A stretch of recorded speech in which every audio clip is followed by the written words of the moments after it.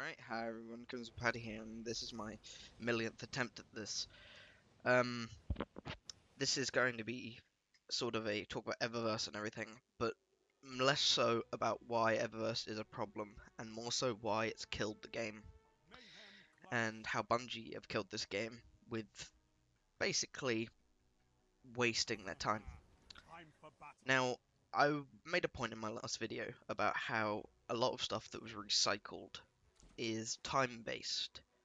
And it is. This is something you have to realize. When I say Eververse isn't only cosmetic, it is in function only cosmetic. Yes. But in actuality, it's not. In actuality, what it's doing is taking away time from developers, graphics designers, modelers, and animators. It's taking their time that we paid for and then making stuff to sell to us.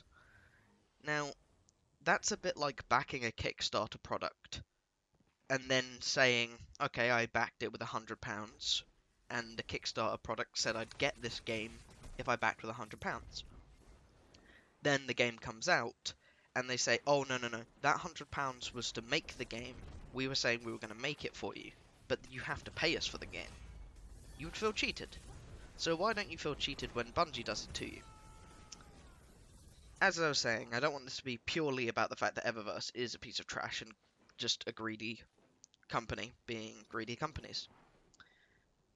I want to say that there is a bigger problem with Destiny, and it's the weapon system, it's the end game, and it's the mid game.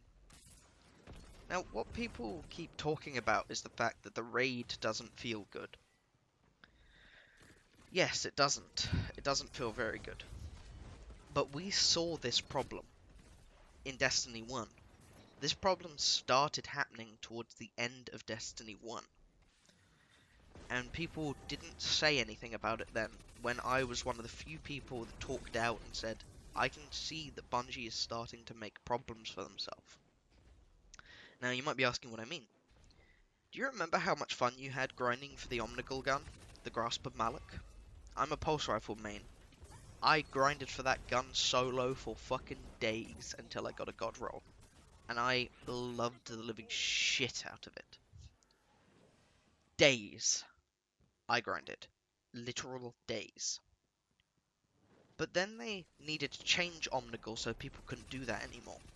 So they stopped it dropping multiple loots on when she died more than once in a strike, which was the sensible way of balancing it. It removed a bit of fun, but it did balance the gun. Then they said that Omnigul is too easy in general. So what they did is they added waves to her room. And all of a sudden, everything we learnt, everything we ever knew about that strike, was gone. That strike became boring, because they had implemented a system which took away your power. Your power being not quite literally your light, but your knowledge as well. This is a huge problem with Destiny, where they try and make every single thing formulaic. In a dungeon-based game, which is effectively what this is, if you took out the guns and the power, it is just an RPG. It's not an MMORPG like they said it would be, it is just a normal RPG with guns. And they said they want to be a first-person shooter first, then you need to basically make Halo again. Which is kind of what this feels like they're trying to do, is get a mix between Destiny and Halo, which will never work. You cannot balance something like that. It just will never work. And yeah, this was where I first saw the problem. But then something else happened after that, which really, really worried me. And that was when they stopped the Touch of Malice's usefulness completely. They made it so that if you were using the Touch of Malice with no health, but an overshield, the moment you shot it once, the overshield would stop being useful. It would just go away. Why? It was the only time you ever used that gun was on daughters and on ogres. So why did they take away its usefulness? For what reason did they take away its usefulness? for balancing issues? Were people really up in arms about the fact you could kill ogres easily? Were people really complaining? That gun really didn't see play at all until people were doing the raid. The moment that happened, it was gone. People turned to using the sleeper simulant and a sniper rifle. People stopped using the touch of malice completely. Now, just because something seems broken doesn't mean you should fix it, because sometimes broken is fun. There are situations where I think banning people for things should be an option, like the people who are doing nothing but this entire week but abusing the Warlock Void Walker glitch. I think they deserve a 2 to 3 week ban for abusing that literally every day in Mayhem. That is ridiculous. Stuff like that, yes, should be fixed. But something like the Galahorn, why bother? Why fix it? If you're going to make it questline worthy so everyone has it, I can see how that balances things out a bit. But it also just means that you had to make it a bit more dull. Which I guess is okay. But the Galahorn was a gun of legend. It was amazing. And everyone loved it. Because it made us do one thing. And this is something I want you to keep in your mind. This is what the end game in this game is lacking. This is something that Destiny 1 had and did very well. It made us feel powerful. And by that, I don't mean simply by light level. I mean knowledge-wise, speed-wise, and power-wise, physical power. It made us feel powerful. You could use your knowledge on raids to do things in the fastest times. Anything could be mastered to a T. What Destiny 2 has done is removed any elements of randomness to that mastering. You can't do Gauntlet in more than 2 ways. When I ran into people that would do Vault of Glass, God knows how many different fucking ways. The amount of people I taught how to do Fog, and they would go, God, that's so much simpler than what my last raid team was doing. The amount of people on Crota, because I loved bragging about being a sword bearer, because I could one-sword Crota. I loved one-swording Crota. And people were like, my god, one-swording Crota is so much easier. Why does no one else do this? And I spread that knowledge around. I loved teaching people how to raid, because there were so many different things, and there were so many people that you could show easier methods, or there were easier methods you could learn. But when you mastered it, you became powerful. One-swording Crota felt amazing. Taking down Atheon in one cycle felt amazing. And taking down Callus in one cycle feels amazing. But the rest of the raid doesn't feel good. Because the rest of the raid is literally 100% do it the way we want, or not at all. It doesn't feel good. Dogs is basically, no matter who you run into, it's practically the same method, except whether you go left or right in the beginning. Literally everyone does it the same way. Gauntlet is practically the same for everybody, except some people stand on more than one platform, some people don't. And that's simple, just the way people do it. Baths, everyone does that the same exact way, because the game forces you to. The end game is boring. And no matter how powerful you get, no matter what items you get, no matter how high of a level you get, you have to do things the exact same way. And it's the same with strikes. No matter how powerful you get, except for one, actually. One strike, which is the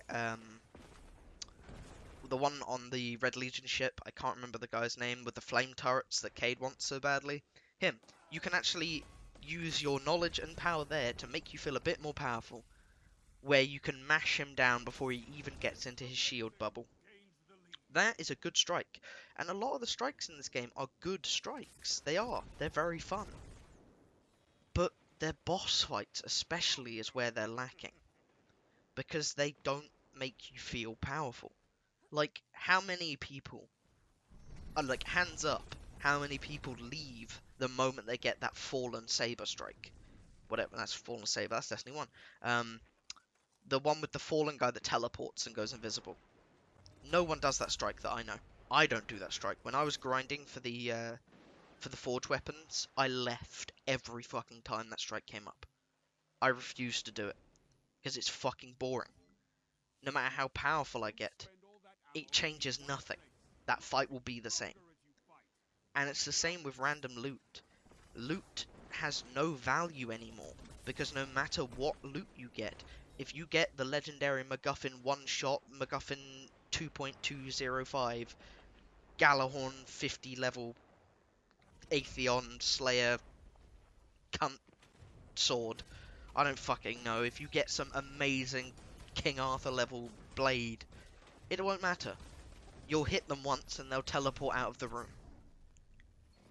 No matter how powerful you get, everything you use has the same impact. Not literally the same impact, but I mean figuratively has the same impact. It just feels dull. It feels dull. Taking away strike-specific loot feels dull. There's no reason to do strikes anymore. But at the same time, bringing them back, what would be the point? You'd get them once and never use them anymore because there's no random rolls. So the only way I could see to fix that is either make it so strike-specific loot was always a Master Forge weapon, and make Master Forge a bit more malleable, I guess. That's the thing. Master Forge is the fix. It really is. Forge weapons are the fix to this game. And the way that that needs to be implemented is they need to be more effective. They need to be way more effective than just 10 reload speed. They need to have a bigger impact on the gun, and they need to have a bigger impact on the playstyle. You should be able to change what was an origin story into a completely different gun, practically, with Master Forge. That's what they need to do with it. And they need to make it so that there is strike-specific Master Forge weapons, and I personally think one of the best things they could do is make two types of cores. I think there should be normal Master Forge weapons, the ones we have now, and then there should be exotic level ones that go on to either exotic guns or make legendaries into exotic status, but they allow you to mess around with more than one perk and actually physically change a perk. So you would be able to get kill clip on some guns. It would make some guns ridiculously OP, so there would need to be some form of balancing on what perks could go on what guns, of course, but it would also mean that you would be able to take a gun that you enjoy using and then say, actually, the one thing I don't like about this gun is the sights. I really would love a red dot on this gun. It would make it my dream gun. You should be able to take that gun and put a red dot sight on it. Simple. It's really simple. It's not hugely game breaking as long as some guns can't get certain perks. And in general, I think it would make the game more interesting. We also do need a way to assert our power a bit in the raid and against raid bosses and against strike bosses. I think making invincibility stages a thing of the past would be better, much better. But as always, it's going to come down to if Bungie are really listening, and if they really do give a shit about their franchise and not killing it, then they need to make this a thing of the past. They really do need to make this thing a thing of the past. But that is a topic for another video, and I hope you guys have enjoyed this in some way. Leave your feedback in the comments, and I will reply, and we can have a little conversation about it. Peace out, guys, and as always, have a good one, and Happy New Year and Merry Christmas, by the way.